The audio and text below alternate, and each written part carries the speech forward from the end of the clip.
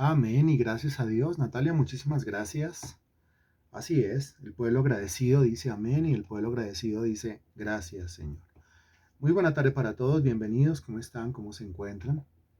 Si usted me está escuchando bien y me está viendo bien, aunque recuerde que lo más importante es que me logre escuchar bien, el que me vea bien no es tan importante, pero sí que me escuche bien. Entonces podemos dar inicio de una vez a la clase de hoy. Recuerde que es un discipulado. Recuerde que lo que hacemos nosotros en las reuniones de células es una evangelización. Y recuerde que lo que hacemos nosotros en estas reuniones virtuales y la del domingo es discipular, formar gente, capacitar gente, a fin de perfeccionar a los santos para la obra del ministerio, dice Efesios capítulo 4, versículo 12.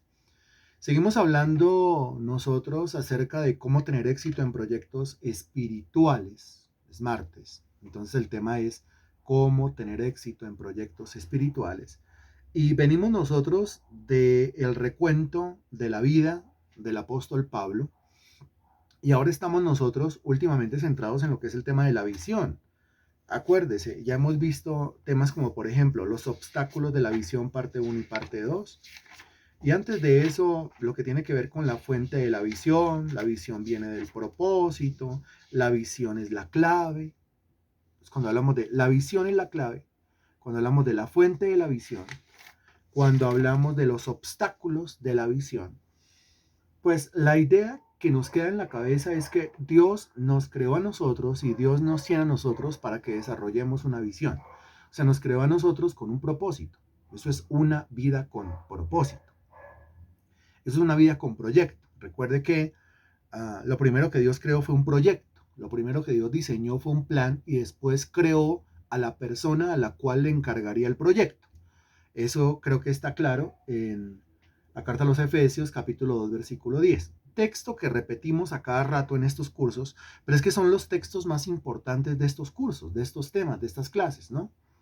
Porque somos hechura suya, creados en Cristo Jesús para buenas obras, creados para, ¿no? Creados para, indica una vida con propósito. ¿Sí? Creados en Cristo Jesús para buenas obras, las cuales Él preparó de antemano para que anduviésemos en ellas.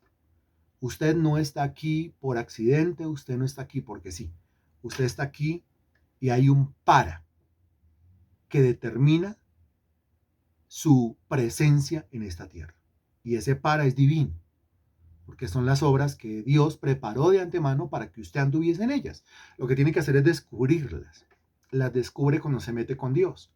O como dice Isaías capítulo 43, versículo 21, este pueblo he creado para mí. Otra vez un para, este pueblo he creado para mí. Y dice, mis alabanzas publicará. O sea, este pueblo he creado para que publique mis alabanzas, para que publique mi nombre, para que publique mi palabra, para que publique mi evangelio. Para eso he creado este pueblo. O allá cuando dice que somos linaje escogido, real sacerdocio, nación santa, pueblo adquirido por Dios, para, para que anunciéis las virtudes de aquel que os llamó de las tinieblas a su luz admirable. Ahí tiene usted tres paras y hay muchos más versículos que contienen ese famoso y ese bendito para. Por ejemplo, Isaías capítulo 43, versículo 7 dice, todos los llamados de mi nombre, para gloria mía los he creado. Note, para gloria mía los he creado. Los formé y los hice. Para gloria mía los he creado. Los creé para mí, para que reflejen mi gloria, para que habiten en medio de mi gloria, para que hablen de mi gloria, para que publiquen mi gloria. Por donde usted lo revisa en la Sagrada Escritura, se va a dar cuenta que usted no fue creado para vivir una vida para usted mismo. Usted fue creado para vivir una vida para el Señor. Y aquel que está viviendo una vida para el Señor, pues se va a sentir realizado, no como Salomón, como lo vimos ayer y lo estamos viendo todos los lunes, que se siente completamente vacío, aunque está lleno de trabajo, aunque está lleno de dinero, aunque está rodeado de 1000 mujeres, aunque tiene 1000 amigos, aunque tiene todas las posesiones materiales, aunque no le duele una muela, pero se siente completamente en aflicción de espíritu y en vanidad de vanidades, todo es vanidad, dijo el predicador. Eso es un recordatorio de para qué el Señor lo tiene a usted en esta tierra. O sea, el Señor no creó a nadie porque sí. No, el Señor creó a todos los seres humanos con un propósito. Algunos lo descubren, lo entienden, y eso por la gracia del Señor, y lo desarrollan y realizan sus vidas y obtienen después el galardón debido a su trabajo. Cuando la Biblia dice, porque cada uno dará a Dios cuenta de sí, pues yo tengo que responder es por el desarrollo o no desarrollo de ese proyecto, el desarrollo o no desarrollo de ese propósito. Por eso es que tengo que responder, ¿lo hizo o no lo hizo? ¿Qué? ¿Cómo así que qué? Aquello para lo cual yo lo creé, ni sabía que usted me había creado para algo. Qué terrible eso. Pero el creyente, el cristiano, es alguien que entiende esto, porque tiene el Espíritu de Dios viviendo dentro y el Espíritu de Dios le revela, le muestra que no está aquí por casualidad. Eso se convierte en el chorro a propulsión o la propulsión a chorro que mueve la vida del cristiano. No viene aquí para sobrevivir, viene aquí para vivir una vida en abundancia y una vida abundante siempre y cuando esté desarrollando el proyecto divino. A él se le promete, mi Dios pues suplirá todo lo que os falta conforme a sus riquezas en gloria en Cristo Jesús. O sea que la clave, como lo vimos hace, no sé, hace 3, 4 martes atrás, la clave está en la visión. La clave está en la visión. Cuando usted descubre la visión, cuando usted entiende que hay una visión y descubre cuál es su visión, aquí estamos hablando de su visión personal, porque Dios a usted lo tiene para algo específico, a eso nos referimos con visión personal. Y alguna vez alguien malentendió, ¿cómo no va a malentender? Malentendió lo que yo estaba diciendo, que cuando me escuchan hablar de visión personal, algunos imaginarán que yo estoy predicando que se debe vivir una vida egoísta, o sea, una vida centrada en uno mismo. ¿Sí? Una vida en la cual a uno no le importa a nadie, ni siquiera a Dios, sino que yo tengo mis propios sueños, que son los sueños de mi carne, y uso a Dios para cumplir mis sueños. ¿Cuándo hemos dicho eso? ¿Cuándo hemos predicado eso? ¿Cuándo hemos adoctrinado a las personas enseñándoles semejante barbaridad? Nunca. Pero si alguien llega a una lección de estas y me escucha hablando de visión personal, es la idea que se va a llevar. Debería esa persona o quien sea, pues preguntar, sondear, venga, ¿cómo así? Yo llego a como a una serie de clases, ¿cierto? De qué vienen hablando, porque no entendí, quedé como confundido un poquito, pero ¿de qué vienen hablando? ¿Cuál es la proyección de estas charlas? Cualquiera de ustedes le puede aclarar, le puede ilustrar, le puede iluminar la cabeza a quien tenga semejante confusión.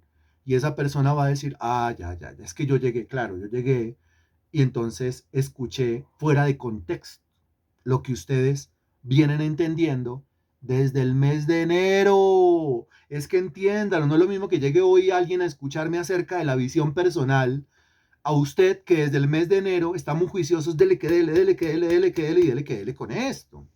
Entonces es obvio que cuando hablamos de visión personal no estamos hablando de la visión de nuestra carne, sino que estamos hablando de porque somos hechura suya, creados en Cristo Jesús para buenas obras, las cuales Él preparó de antemano, la visión que Él preparó para mí, el proyecto que Él preparó para mí, el propósito que Él tiene para mí, las cuales Él preparó de antemano para que anduviésemos en ellas. Y ahí es cuando usted dice, lo entiendo perfectamente. Seguimos en el Evangelio, seguimos en la doctrina, seguimos en la Biblia, seguimos en la teología y no nos torcemos ni a diestra ni a siniestra. Alabado sea el nombre del Señor. Ok, y hoy iniciamos nosotros otra serie. Pues porque son varios puntos, por eso yo anuncio de una vez, iniciamos una serie. Esta serie contiene los principios para la realización de la visión personal. Repito, esta serie contiene los principios. ¿Qué nombre le pongo a esa? Principios para la realización de la visión personal. Es decir, cómo desarrollar la visión que Dios tiene para mí, el propósito que Dios tiene para mí, el proyecto que Dios tiene para mí, o cómo desarrollo yo esas obras que Él preparó de antemano para que yo anduviese en ellas. Es exactamente lo mismo. ¿Cómo lo hago? O sea, deme unos tips, deme unas claves, ¿sí? Unas cosas, un modo, un sistema, una forma, para que yo lo pueda entender. Y no solamente yo lo pueda entender, sino que al entenderlo lo haga. Y no solamente eso, sino que yo se lo pueda explicar también a otra persona. Que yo le diga a los demás que tienen sueños y le digo, pero primero tiene que comprobar si ese sueño suyo es el mismo sueño de Dios. Acuérdese usted lo que dice Joel. Vamos a Joel, por favor. El libro de Joel. Oseas, Joel.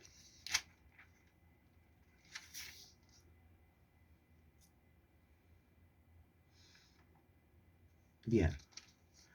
Eso es el libro de Joel. Va ubicándose allá. Ya le digo dónde. Joel capítulo 2, versículo 28. Joel 2, 28. Me avisa cuando ya, por favor. Listo. Dice Joel 2, 28. Y después de esto derramaré mi espíritu sobre toda carne, y profetizarán vuestros hijos y vuestras hijas, vuestros ancianos soñarán sueños, y vuestros jóvenes verán visiones. El versículo 29 dice, y también sobre los siervos y sobre las siervas derramaré mi espíritu en aquellos días. Nota el énfasis del derramamiento del Espíritu Santo. El versículo 28 dice, después de esto derramaré mi espíritu sobre toda carne. Y el versículo 29 lo repite. Dice, derramaré mi espíritu en aquellos días. Ahora, muchas cosas ocurren cuando el Espíritu Santo se derrama sobre una generación de personas o se derrama o se vierte sobre un individuo. Muchas cosas ocurren, ¿sí? Algunos dicen es solamente el temblor y solamente la manifestación y solamente esa experiencia. Y también, yo no lo puedo negar, aunque también tengo que decir que no todo lo que ocurre en muchos cultos es del Espíritu Santo. Eso hay que decirlo de una vez. Pero sí hay otras cosas que son como más aplicadas a la razón, como más aplicadas a la lógica. Y es lo que usted acaba de leer en el versículo 28. Porque dice, después de esto derramaré mi espíritu sobre toda carne, dice, y profetizarán. Profetizarán. O sea, una de las cosas que ocurre cuando el Espíritu de Dios es derramado es que la gente profetiza. Escríbalo ahí, profetiza, y ya lo recordamos, profetiza. Pero al mismo tiempo dice, vuestros ancianos soñarán sueños. Mire, ahí dice, sueños, sueños. Anótelo también, escríbalo también. ¿Sí? Siempre digo yo aquí, si a usted le choca, no le está chocando lo que yo estoy diciendo. No le está chocando lo que yo estoy leyendo. Le está chocando la palabra de Dios. Está chocando es Dios mismo, porque Dios, toda la escritura es inspirada por Dios. Segunda de Timoteo capítulo 3, versículo 15. Y si a mí me está chocando lo que está escrito en la palabra de Dios, pues yo tengo un serio problema entonces. Y después dice, vuestros jóvenes verán visiones. Note que ahí habla de visiones. Visiones. Y estos tres términos a mí me parecen estupendos, espectaculares. Porque ¿qué es lo que está diciendo? Mire, está hablando de una vida sin rumbo, una vida sin norte, una vida en tinieblas, una vida en oscuridad, una vida de ceguera, una vida de esclavitud. Y puedo seguir diciendo más cosas, ¿no? O sea, una vida en donde estamos realmente llevados. Le repito lo que acabo de decir. Una vida sin norte, una vida sin rumbo, una vida en tinieblas, una vida en esclavitud, una vida en ceguera, una vida en donde no sé para dónde voy. Es decir, una vida sin propósito, una vida sin proyecto, una vida sin visión. Y de repente el Espíritu de Dios se derrama, se vierte sobre mi vida. Y entonces tengo yo la capacidad de profetizar, de soñar y de visionar. ¡Qué impresionante! O sea que una de las primeras cosas que ocurre cuando el Espíritu Santo viene a un individuo es que lo proyecta, le da sentido a su vida. Le da propósito, le da proyecto a su vida. Si esto lo escucha el hermano fanático, yo creo que serviría como argumento para que cambie. Porque es que el fanático, recuerde que no sabe por qué hace las cosas y las hace. Lo hace es desde la emoción, desde su estado de ánimo. Pero aquí el Espíritu se derrama sobre mi vida y entonces aparecen cosas como los sueños, como las visiones y como la capacidad de profetizar. Una persona que no tiene sueños en la vida, o al menos no sueños buenos, no sueños que valgan la pena, cuando el Espíritu de Dios viene a vivir a él, el Espíritu de Dios lo carga de sueños. De sueños. ¡Qué impresionante! Y ahora los sueños son ¿de quién? Pues si los sueños son producto o resultado del derramamiento del Espíritu Santo, entonces esos sueños que a partir de ese momento se engendran en el espíritu del individuo son los mismos sueños de Dios, ya no son los sueños del individuo. Ahora el individuo sueña lo mismo que Dios sueña, quiere lo mismo que Dios quiere. La voluntad del individuo es la misma voluntad de Dios. Esto es una maravilla. Pero no solamente es el sueño, porque recuerde que un sueño es una cosa por la cual uno suspira, una cosa en la cual uno piensa frecuentemente, pero ahí se quedó, es un sueño apenas. El sueño se convierte en una visión. Y cuando hablamos de visión, recuerde que ya pasamos por la diferencia entre una misión y una visión desde el punto de vista de la Biblia.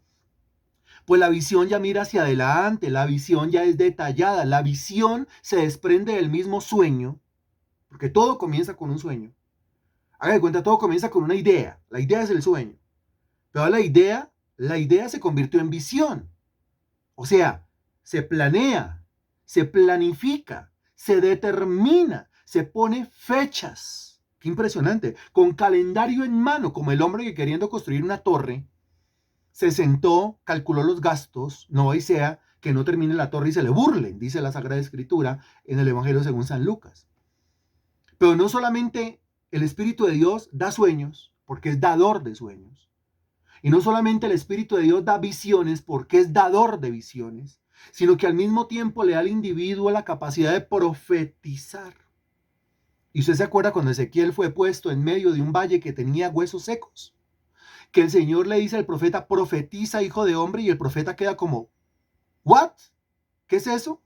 Y entonces el Señor le explica y le dice, profetiza, di a estos huesos secos, oíd la palabra de Jehová. O sea que para profetizar se necesita la boca y se necesita la promesa de Dios.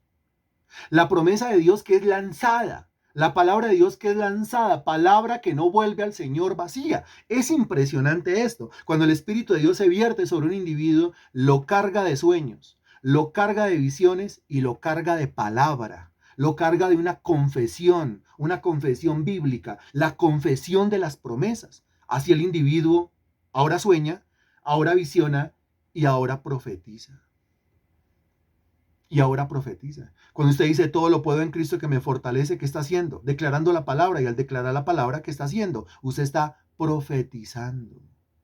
¿Qué está profetizando? Le está hablando a la debilidad, le está hablando a la escasa fuerza y le está diciendo yo todo lo puedo en Cristo porque Cristo a mí me fortalece. Pero ¿de dónde saca la fuerza para hablar? ¿De dónde saca la fuerza para profetizar? De la fuerza que le da la visión. ¿De dónde saca la visión? Del sueño. ¿Y de dónde sacó estas tres cosas? De la presencia del Espíritu Santo en su vida. Qué impresionante. Por eso digo que estos tres términos me parecen de lo más espectacular que usted puede encontrar ahí en Joel capítulo 2, versículo 28. Principios para la realización de la visión personal.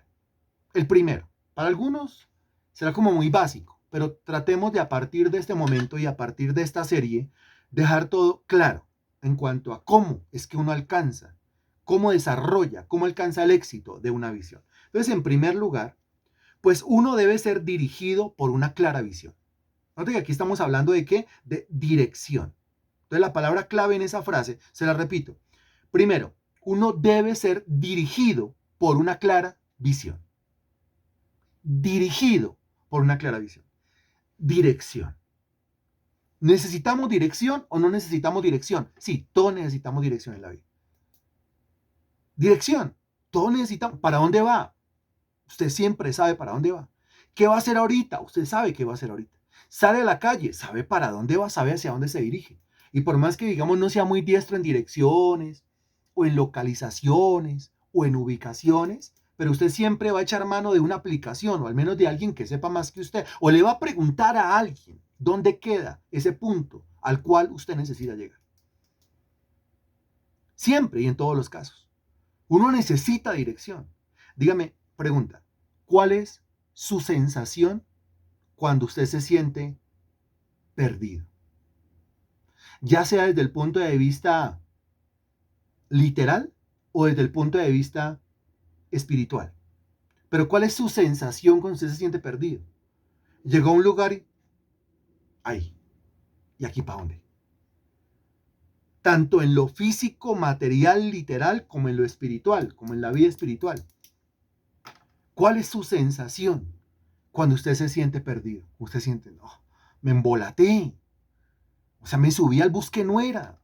Y yo me bajé, me tenía que bajar ya o después, no sé, yo prefiero bajarme ya. Y sobre todo, cuando usted se bajó ahí y usted comenzó a ver unas caras extrañas de, ay, Dios mío, y una zona toda rara, ay, Señor, y unas pinticas maravillosas, ay, Dios mío, pero yo qué fue lo que hice.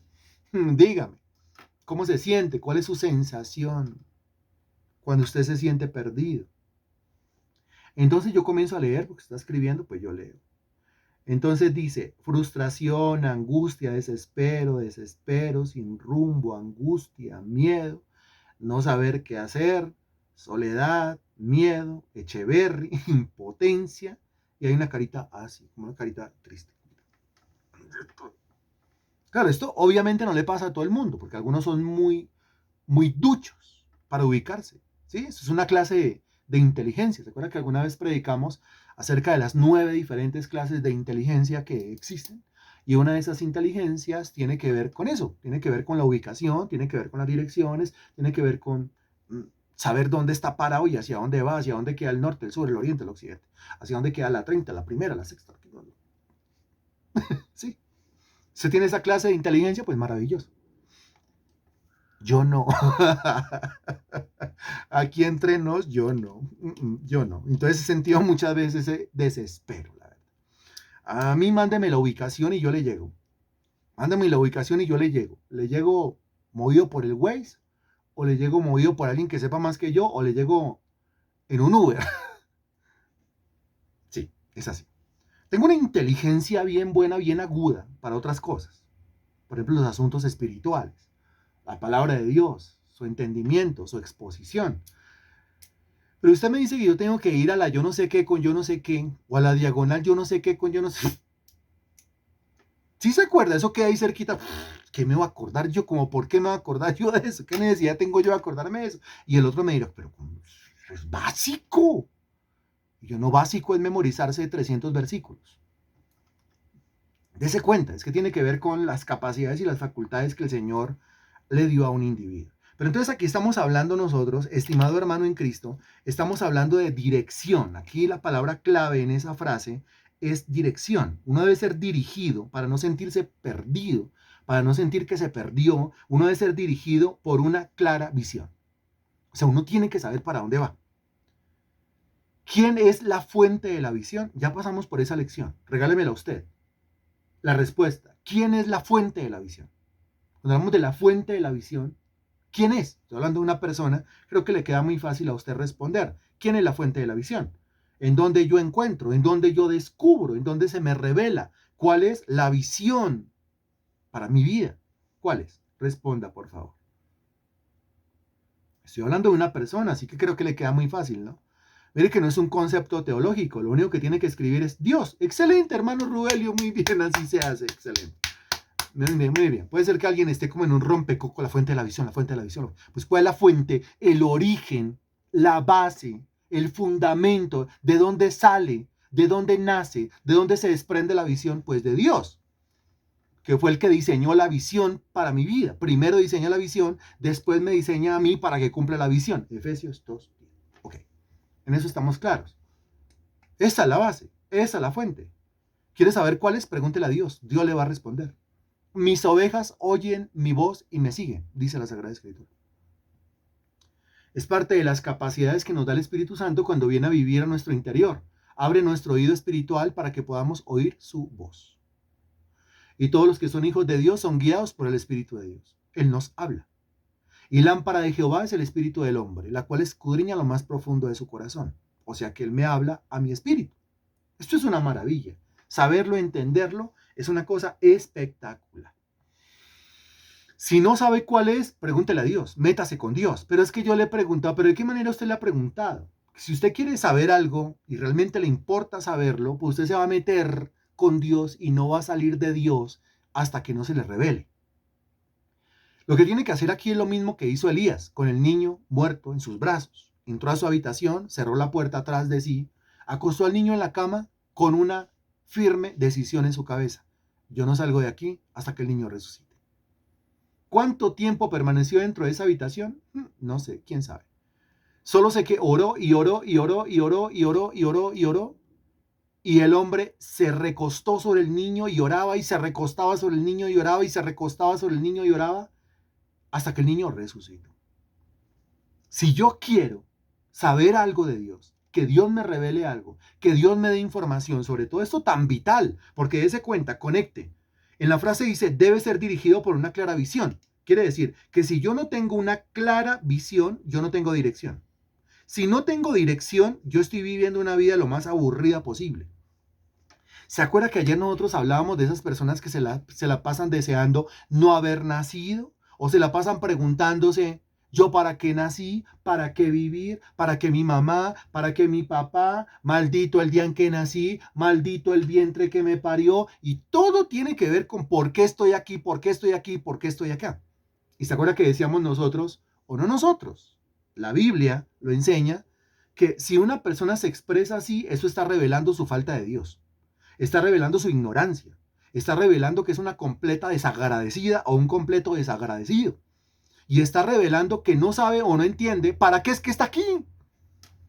Cree que está aquí de paseo o de hobby o que Dios lo mandó a sobrevivir o que Dios me trajo a este mundo a sufrir, como dice el mundano. No, pues Dios no me trajo a este mundo a sufrir, ni a sobrevivir, ni a pasar penurias, sino que Dios me trajo a este mundo a desarrollar una visión. Freddy, no sé cuál es, si se da cuenta. Porque para usted hay visión, en usted hay propósito. Si no lo sabe, tiene que preguntarle a quien le diseñó la visión, que fue el mismo que lo creó a usted. Pero con la firme determinación de Elías, meterse con Dios y no salir de ahí hasta que no le quede claro. Entonces el primer punto tiene que ver con dirección. Si yo no tengo una clara visión, yo no tengo la dirección. Y si no tengo la dirección, nos vemos mañana a las 2. ¿Listo? Yo le envío la dirección. Ah, bueno, listo. Yo le envío la dirección. 6 de la mañana, no me envió la dirección. ¿Me puedes regalar la dirección? 8 de la mañana, no le... Hola. Mediodía, me dijo que a las 2. Hola, quedaste que me enviaba la dirección. No, nada. 1 de la tarde, llame. Aló, no contesta, no tengo la dirección. 2 de la tarde, no, ya que. ¿Pero por qué no viniste? ¿Cómo quería que viniera? No tengo la dirección. Cuando usted no tiene la dirección, complete. Puntos suspensivos. Si yo no tengo la dirección, 1, 2, 3 puntos suspensivos, complete la frase, lo que se le venga a la cabeza. ¿Cómo completaría usted esa frase? Si no tengo la dirección. Excelente, Natalia, gracias. Si no tengo la dirección, pues no puedo llegar. Muy bien, ¿qué más podemos decir acá? Lo mismo dice don Henry. No podré llegar. Pues no sé para dónde voy. Pues imposible. Pues me pierdo. Es que está perdido sin salir de la casa, ¿no? Si no tengo la dirección, no llego.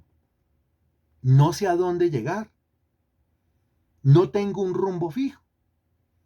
Pues si no tengo la dirección, dice María Sánchez en su practicidad, pues no voy a ir porque no sé a dónde tengo que ir. ¿Sí? O mire, no quiere que vaya. También puede ser, ¿no es cierto? Muy bien. Entonces, sea insistente con Dios en esto. Usted necesita dirección para dejar de vivir una vida aburrida. Ay, es que esta vida a veces como tan aburrida, a veces como tan sin sentido. Si le parece que esto es aburrido y le parece que esto es sin sentido, es porque no tiene dirección. Si no tiene dirección es porque no tiene una clara visión. Y si no tiene una clara visión es porque no se ha metido con Dios a preguntárselo. Porque Dios se la revela a aquel qué se la pregunta. El mismo apóstol Pablo dijo, cuando le agradó a Dios revelar a su Hijo en mí. O sea que Dios revela, ¿no? Acuérdense que mandó a Ananías, Hechos de los Apóstoles capítulo 9, a Damasco, calle a la derecha, casa de Judas, la habitación exacta, a decirle a Saulo para qué Dios lo quería. Se le reveló. Pero ¿qué estaba haciendo Saulo? Porque vino la revelación, pero usted se acuerda qué estaba haciendo Saulo en esa habitación de un tal Judas en la calle llamada a la derecha, allá dentro de la ciudad de Damasco. ¿Qué estaba haciendo Saulo? ¿Qué estaba haciendo? Orando y ayunando. Muy bien, orando y ayunando. Y si usted me regala el dato de cuántos días llevaba en eso, yo se lo agradeceré. ¿Cuántos días? Orando y ayunando. Muy bien, las dos cosas estaba haciendo. 3, excelente, muy bien. Estamos creando unos monstruos en teología.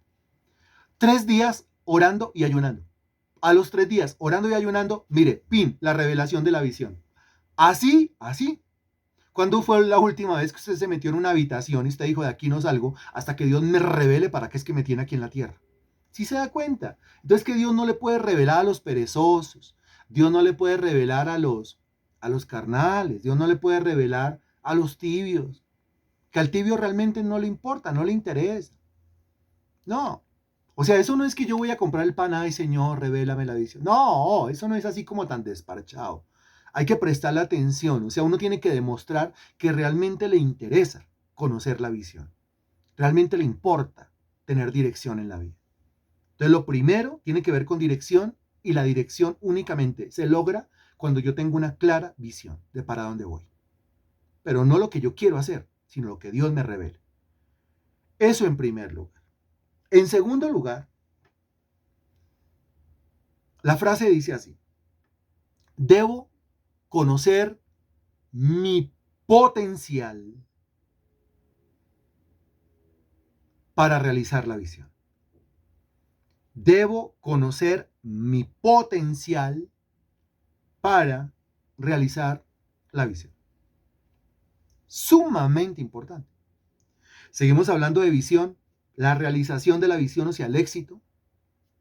Pero aquí la palabra clave, ayúdenme a encontrar. La palabra clave en esa segunda frase sería ¿cuál? Ayúdeme a encontrarla. ¿Cuál es? Esa es, muy bien. Yo tengo aquí mi cuadernito y yo voy encerrando lo que usted me está diciendo. Casi siempre escribo, ¿no? Casi siempre tomo nota. No es usted solamente el que toma nota, aunque yo ya tomé nota hace rato, pero sigo tomando nota porque yo sigo aprendiendo. Potencial. Primer punto habla de dirección, ahora el segundo punto habla de potencial. Necesario tener la dirección. Ahora es necesario conocer mi potencial. Y otra vez, si alguno llega en este momento va a decir, ay, ¿qué están predicando ahí? Por eso es necesario decir y aclarar. Aunque alguno dirá, pero es que eso ya lo sé, Freddy. Sí, usted lo sabe, pero quizás otro no. Y de pronto se nos asuste. Cuando hablamos de su potencial, nos tenemos que hacer una pregunta. ¿A qué nos referimos cuando hablamos de potencial? ¿Qué es eso de su potencial o mi potencial? ¿Qué es eso? Respóndalo, por favor.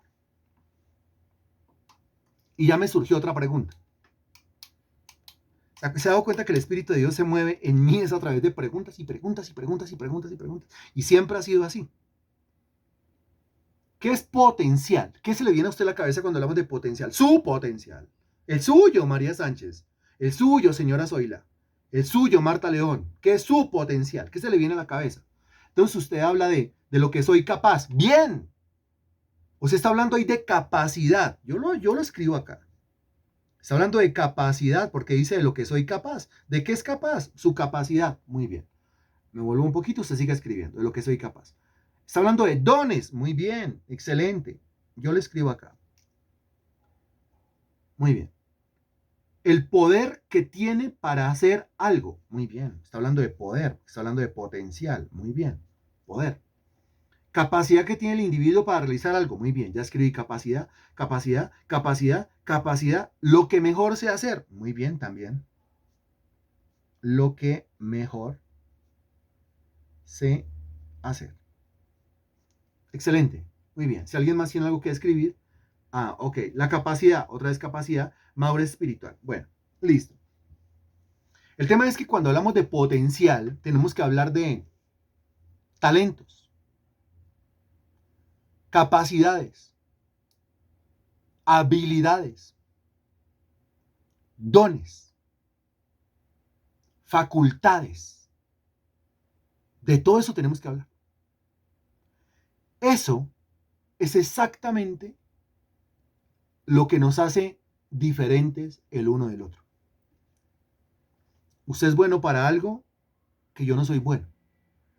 Yo soy bueno para algo que usted no es bueno. Aparte de que esto nos diferencia, esto nos une. Porque esto quiere decir que yo a usted lo necesito y usted a mí me necesita. De modo que esto crea la conciencia de los miembros del cuerpo. Porque es que este dedito es capaz de hacer algo que el ojo no puede hacer, pero el ojo es capaz de hacer algo que este dedito no puede hacer. Este dedito necesita este ojito y este ojito necesita este dedito. Y la conciencia se crea a partir del momento en que entendemos que es que usted y yo somos diferentes porque hay dones, capacidades, habilidades que nos hacen diferentes. Usted es bueno para algo, yo no. Yo soy bueno para algo, usted no. Y así los dos seamos buenos para lo mismo, los dos seremos buenos para lo mismo, pero a diferente nivel, a diferente escala o en diferente dirección. Siempre ocurre así de esa manera. El que es bueno para las manualidades no lo será. El que es bueno para el tema de la música, su oído desarrollado, el otro no, tiene más oído un ojo. El que es bueno para unas cosas no es bueno para las otras cosas. Aquí cuando hablamos de potencial, estamos hablando exactamente lo mismo. ¿Por qué? A ver, ya pasamos nosotros por una lección en donde hablábamos de los indicios de la visión. ¿Cómo comenzar a discernir lo que es la visión? Pues es que recuerde, Dios diseñó la visión y después lo creó a usted para que usted desarrollara la visión. Lógicamente, le tuvo que haber dado, porque por eso dice la Biblia, mi embrión vieron tus ojos, le tuvo que haber dado desde el mismo vientre de su mamá un potencial que se comienza a desarrollar a partir del mismo momento del nacimiento. Y es al usted comenzar a revisar todo ese potencial que usted comienza a discernir. Usted comienza a encontrar señales, señas, indicios de para qué es que Dios lo quiere en esta tierra. ¿Es o no es? Y ya a partir del nuevo nacimiento, pues lógicamente todo ese potencial, todo ese poder, toda esa capacidad, toda esa facultad, ya se espiritualiza. ¿Cómo así se espiritualiza? Que usted sabe que todo eso debe ser enfocado en alguien, para el beneficio de un reino, para la propagación del evangelio. Y se le añaden los dones del Espíritu Santo. Es más, hay talentos que se convierten en dones del Espíritu Santo. Pero ¿es así o no es así? Solamente responde Gloria. Ahora, si los demás no están de acuerdo, lo que tiene que decir es, no estoy de acuerdo. Pero responda algo de todos modos. ¿Pero es así o no es así? Échele cabeza y verá, mire que ya pasamos por esta lección, pero aquí volvemos a repetir conceptos. ¿Acaso usted no, en este momento no cae en cuenta que desde chiquito, desde pequeñito, pequeñita, usted tenía como esas facultades, habilidades, capacidades que son las mismas, que ahorita Dios le está exigiendo que ponga a trabajar en función del desarrollo de la visión que Él le ha revelado?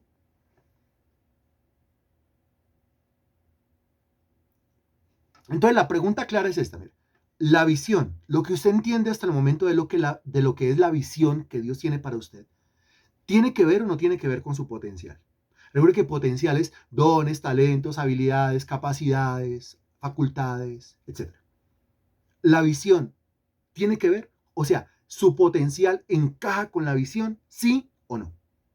Su potencial, lo que es capaz de hacer, lo que lo hace diferente de los demás, ¿tiene que ver con esa visión o no tiene que ver con esa visión? Y uno que dice, sí, bueno, chéverísimo, que la gente esté abriendo los ojos, que la gente esté entendiendo para qué Dios lo tiene en esa tierra. Ahí usted dejará de vivir una vida aburrida sin sentido y dejará de echarle la culpa a su mamá porque lo parió, o a su papá porque lo engendró, o a su Dios porque decidió traerlo a esta tierra. Y dejaremos de ser tan desagradecidos y tan sin sentidos y tan aburridos. No, yo no estoy aburrido con mi vida, no.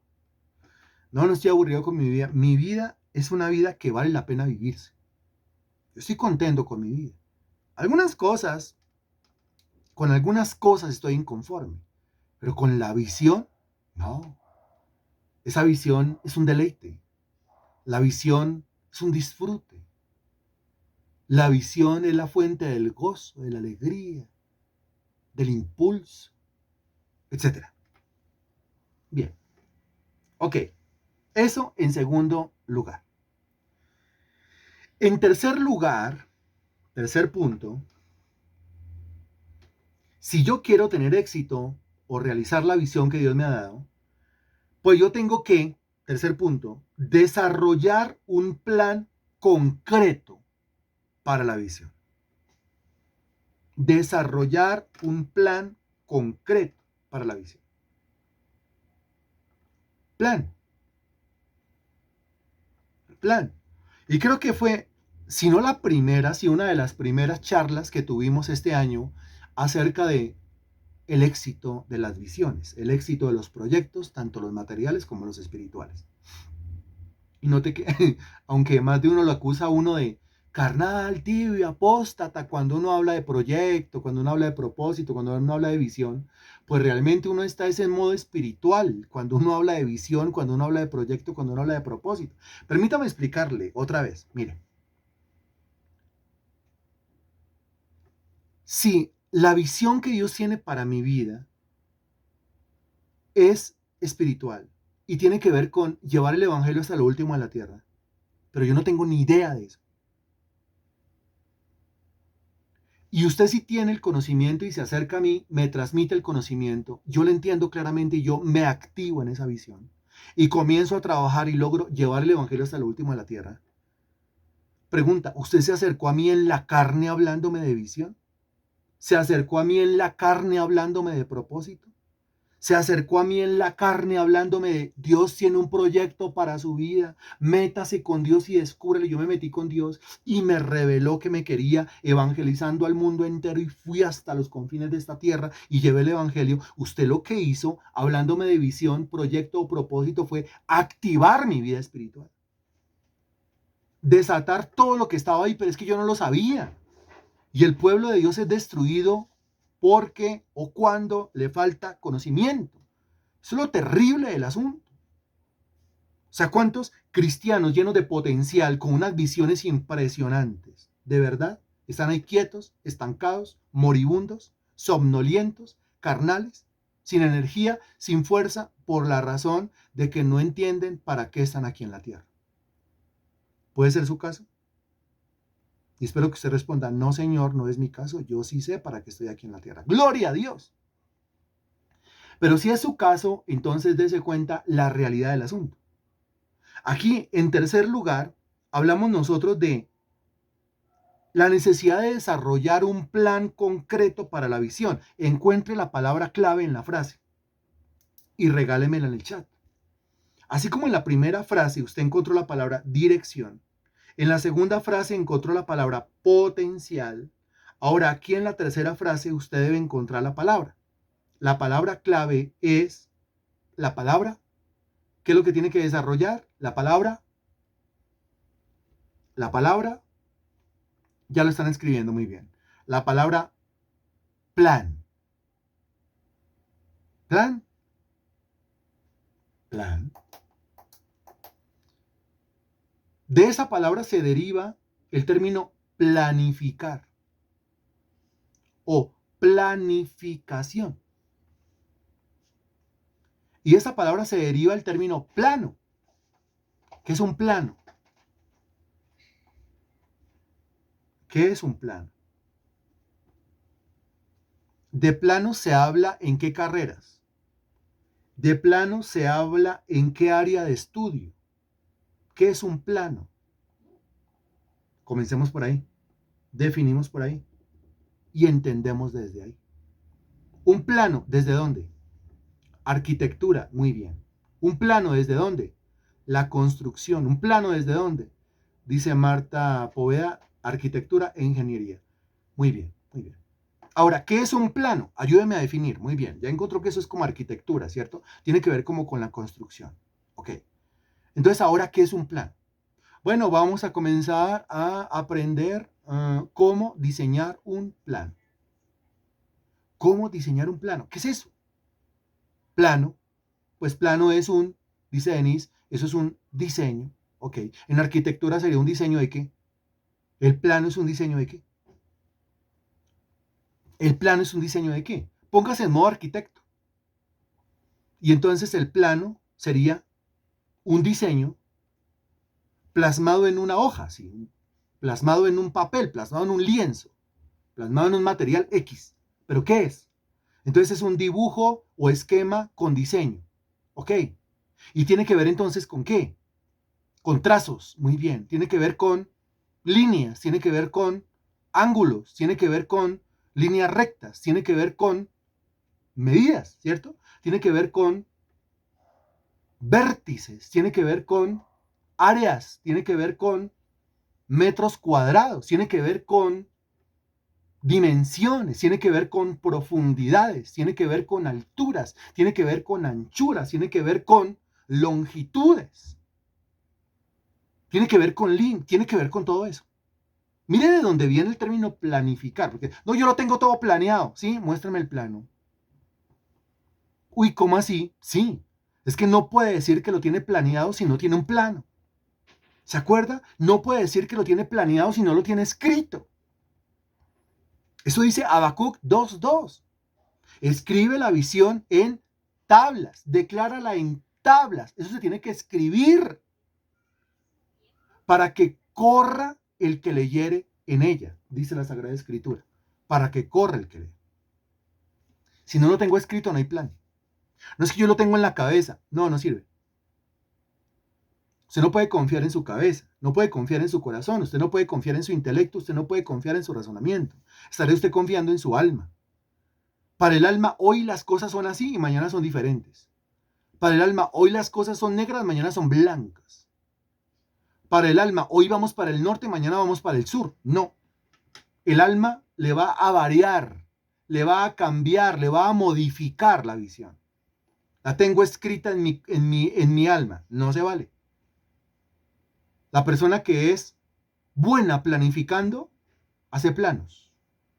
Todo lo escribe. Y mire todo lo que acabamos de decir. Hablamos de dimensiones, hablamos de medidas, hablamos de líneas rectas, hablamos de ángulos, hablamos de vértices, hablamos de líneas paralelas, pero al mismo tiempo hablamos de poner una regla, al mismo tiempo hablamos de un transportador, hablamos de un compás, hablamos de un lapicito, de un esferito, ¿sí? Hablamos de que no quedó bien, rompa y bote y vuelva a hacer.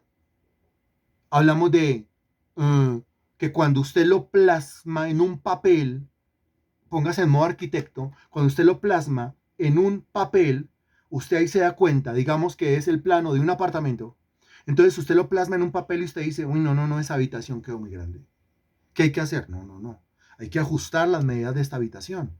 Si esa habitación es así de grande, ¿de dónde yo meto un baño? Y esa habitación principal debe tener un baño, pero ¿dónde le voy a meter un baño? Si yo le meto un baño ahí, la puerta principal impide el acceso al baño. No, no puede ir ahí. ¿Se da cuenta? Es como cuando se plasma en un papel, aunque ya estamos en cuanto a tecnología muy avanzados. Ahora ya hay programas de diseño, de planos, sumamente adelantadísimos. Pero seguimos hablando del concepto de un plano. Entonces seguimos revisando en modo arquitecto y esta cocina. La cocina debería ser un poco más grande. Entonces el espacio que yo le di a la habitación, yo debería dárselo más bien a la cocina. ¿Por qué? Porque esta cocina deberíamos ponerle más bien una estufa tipo americano. Esto quiere decir que tiene que ir en el centro. Si lo va a poner, una cocinita de esas o una estufa de esas de cocina de interés social, pues allá en un rincón, una pared solamente. Pero si se la va a poner en la mitad, allá tengo que poner gabinetes. Necesito que sea más amplio. Pero ¿y dónde meto el comedor? No, pues hagamos la moderna. Entonces la misma estufa, el mismo mesón de la estufa será la misma mesa del comedor y la vamos a poner silla. Pero eso lo ve cuando. Eso lo ve cuando ha diseñado, desarrollado un plano. Ahí es donde se da cuenta. Y la puerta de acceso, pequeña, normal, alta, grande, ancha, ¿cómo?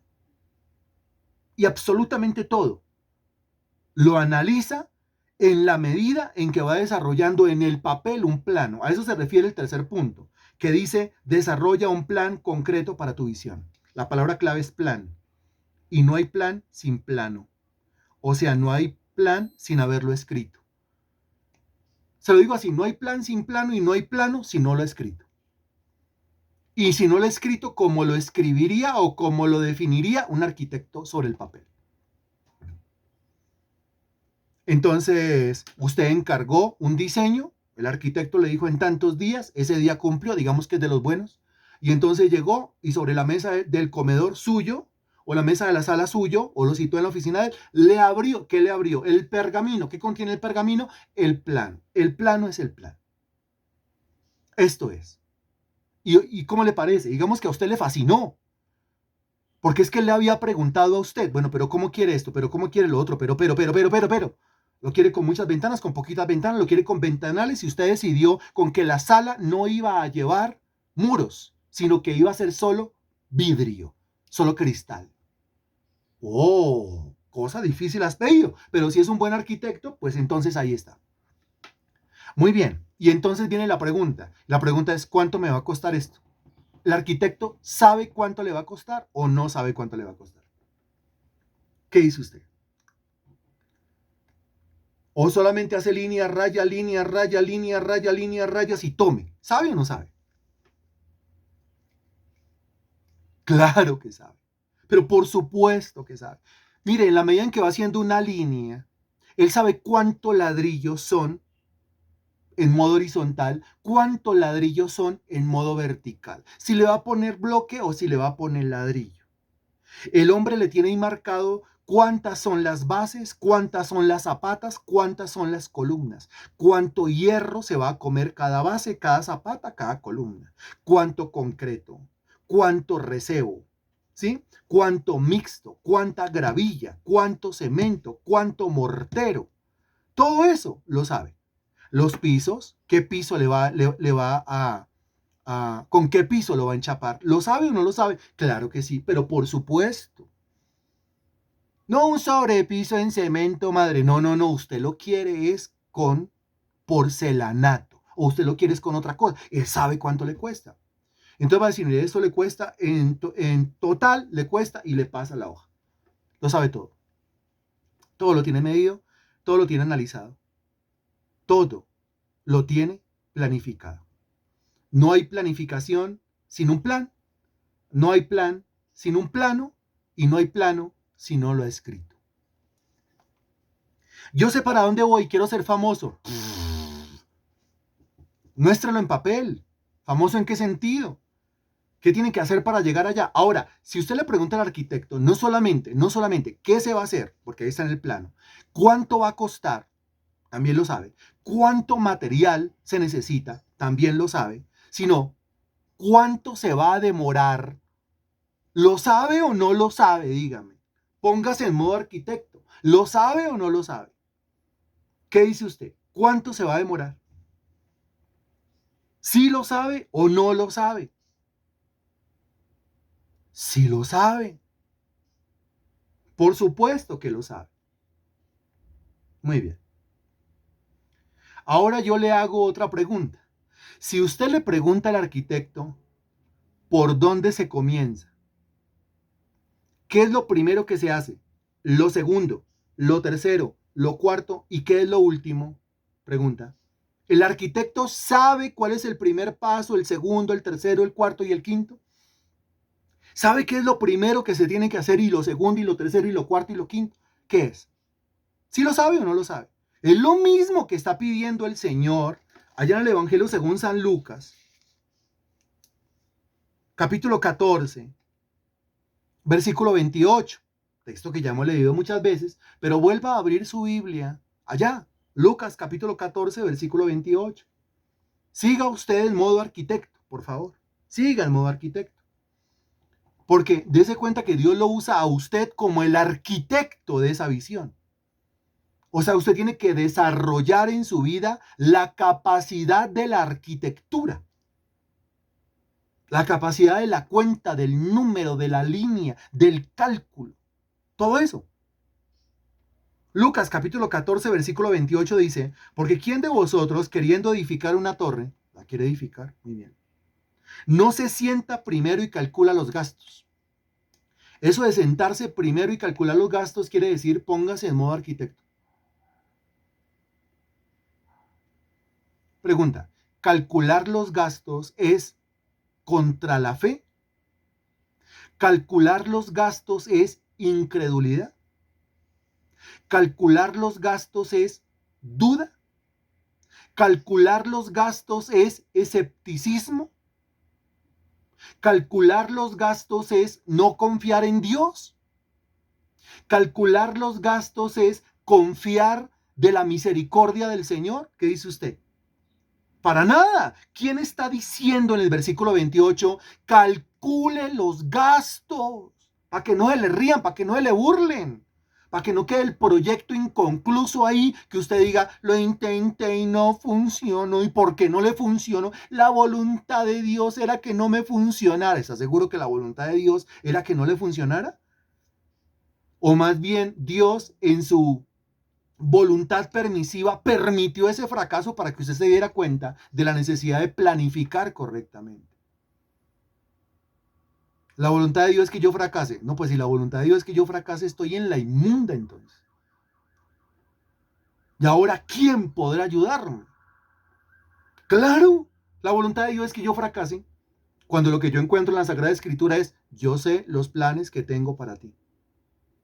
Planes de seguridad, planes de prosperidad, planes de paz.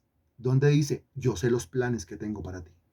Planes de ruina, miseria, hambre, enfermedad, desnudez, caos, cáncer, muerte. No, pues si Dios deseara todo eso para mí, ¿y ahora quién podrá ayudarme? ¿Ahora quién podrá defenderme? Pero no es lo que enseña la Sagrada Escritura. La voluntad de Dios era que me fuera mal. No. Dios permite para que yo entienda la necesidad de muchas cosas. Una de ellas, la importancia de planificar correctamente, de ponerme en modo arquitecto. Porque ¿quién de vosotros queriendo edificar una torre, la quiere edificar? Muy bien. Pero dice, no se sienta primero y calcula los gastos. Eso no es contra la fe. Es más, es parte de la fe. Porque es que la fe se alimenta de la certeza y la certeza es conocimiento claro y exacto de algo.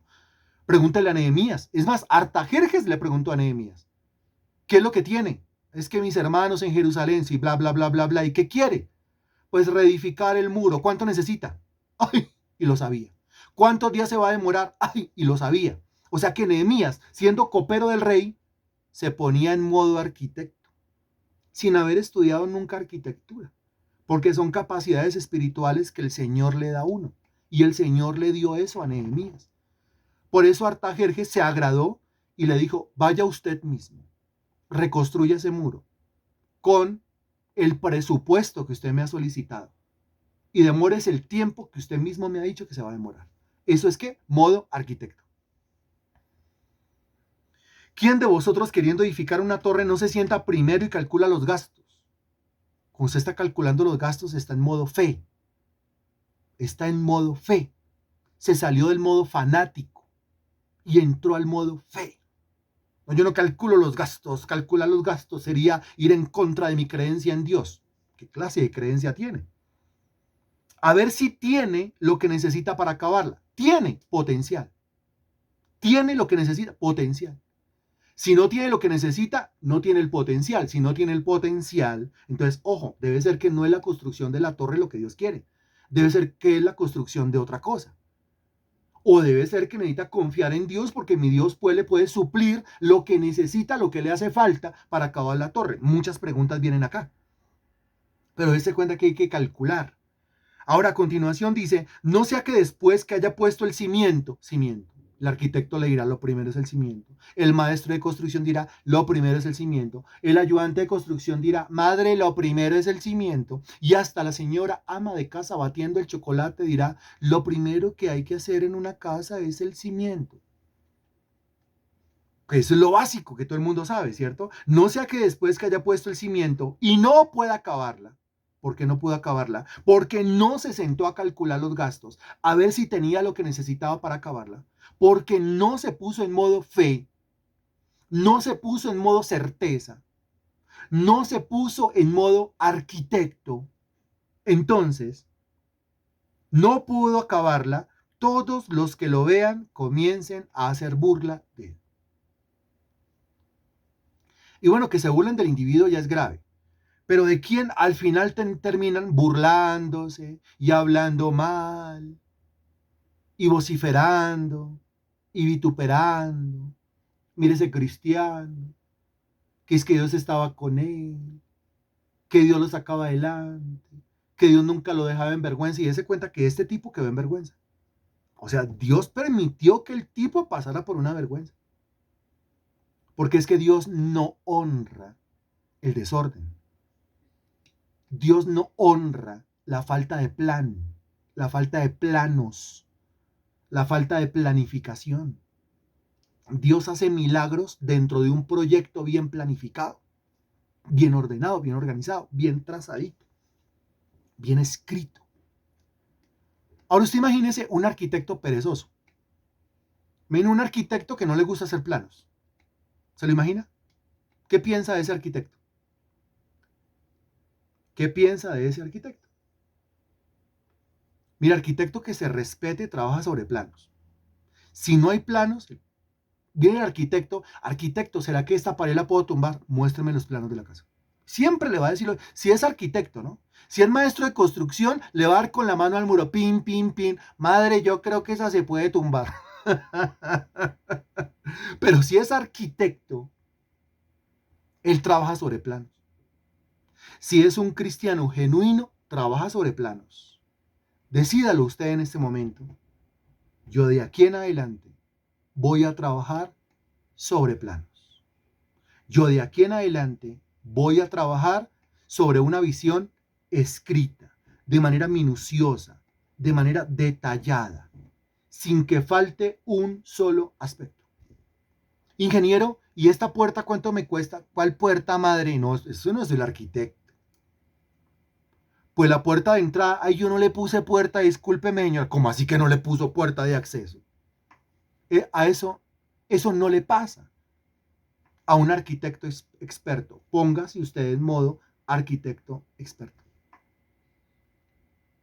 Ahora, el versículo 30 dice, diciendo, este hombre comenzó a edificar y no pudo acabar. Versículo 31. O qué rey, otro caso de planificación, o qué rey, al marchar a la guerra contra otro rey, no se sienta primero, note que los dos tuvieron que sentarse primero, no se sienta primero y considera si puede hacer frente con 10,000 al que viene contra él con 20,000. Lo dobla el ejército enemigo. Siéntese primero, no se ponga de bruto allá a ir a dar machete porque quizá lo acribillen en el campo de batalla. Entonces al primero le toca ponerse en modo arquitecto y al segundo, que está planeando una guerra, le toca ponerse en modo ¿qué? En modo estratega militar. En los dos casos hay que ponerle inteligencia al asunto. Hay que echarle inteligencia, hágale inteligencia. Hágale inteligencia a la construcción de una torre. Hágale inteligencia a la confrontación armada contra otro ejército. Hágale inteligencia a su visión, a su misión, a su proyecto, a su propósito, a las obras que Dios preparó de antemano para que usted anduviese en ella. Métale inteligencia. Eso es lo que dice aquí el tercer punto cuando habla de un plan concreto. Si no lo tiene escrito, no tiene un plano. Si no tiene un plano, no tiene un plan. Si no tiene un plan, no ha planificado nada. Y sigue diciendo el versículo 32, y si no puede, cuando el otro está todavía lejos, le envía una embajada y le pide condiciones de paz, o sea, le pide cacao. No, yo no quiero pelear con usted, porque si yo peleo con usted, usted me acribilla. No quiero pelear, yo me rindo. Condiciones de paz. ¿Qué quiere? Y ya. Dese cuenta. Estratega militar.